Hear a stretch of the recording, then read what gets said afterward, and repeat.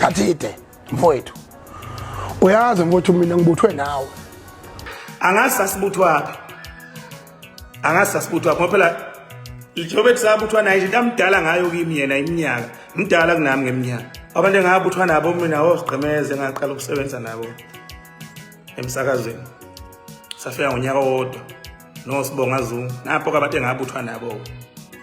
Kathide. Ayikho into engazi ngawo. Wathi kahle futhi.